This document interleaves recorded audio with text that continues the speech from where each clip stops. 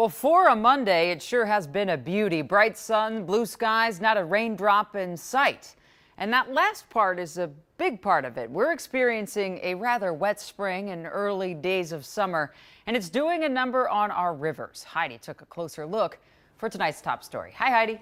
Hi, Jana. Yeah, Minnesota is not in a drought for the first time in 2 years. In fact, it was exactly 2 years ago. June of 2022 was the last time the state was drought-free. We're finally back to that point, but now we're dealing with the opposite problem. At Captain's Bay Marina in Hastings, it's a quicker walk to the water. Here, there, if you go around this way, you can get on the rocks. Mark Connor is part of this private marina. Sunday, water reached close to 15 feet. But at 14 feet, we get water in the parking lot. So yeah, there's fish and stuff that come up in here. Right, this morning, when it was cool out, you know, we seen minnows, and I seen a snake go across the parking lot, right? So yeah, so the wildlife comes up and takes advantage of the extra water. And for ducks, a shorter distance to the dock.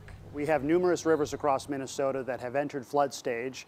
Nothing too crazy, but it's pretty typical flooding that we see in the spring months. But what's different about this time is we haven't had snowpack for months, and this is all rain that's fallen from the sky. Soil is very saturated right now. We have virtually no drought across the entire state, which is a positive, but that means the soil is really saturated, and any additional rainfall that we get is not going to soak into the soil. It's going to run off into our lakes and into our rivers. Meteorologist Ben Derry says while many rivers have crested, over the next few days, we're expected to see several rounds of rain. This time of year, we average about an inch of water every single week. And we usually don't see that. Usually we see a big dumping of rain where we get an inch or two of rain, followed by a week or two of no rain at all, and we'd still hit our averages. But what's different this time is we're actually seeing consistent opportunities at seeing that beneficial rainfall. However, right now, it has nowhere else to go.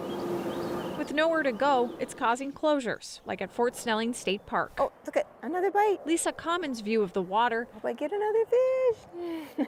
is from the pier. Well, it seems clear, but it seems high. I noticed some of the walking trails that are closed, but they'll reopen. You just have to be patient, right? Patient after years of drought. This map shows September 2023, where parts of the state were in extreme drought. We became used to seeing all that color. Compare that to now. What's been strange is over the last, say, 3-4 years or so, we haven't had the consistent rainfall during the late spring and early summer months. We always fast forward right into drought. So what's different this year is we're actually seeing relatively normal amounts of rainfall. So it's something we haven't seen this time of year within the last 5 or 6 years or so.